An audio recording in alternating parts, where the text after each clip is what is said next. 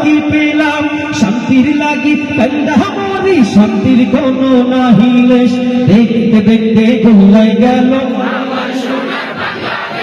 দেখতে দেখতে গোল্লাই গেল আমার সোনার বাংলাদেশ একে একে শেষ করেছি সবার দেখা হইল শেষ দেখতে দেখতে গোল্লাই গেল আমার সোনার বাংলাদেশ দেখতে দেখতে গোল্লাই গেল আমার সোনার বাংলাদেশ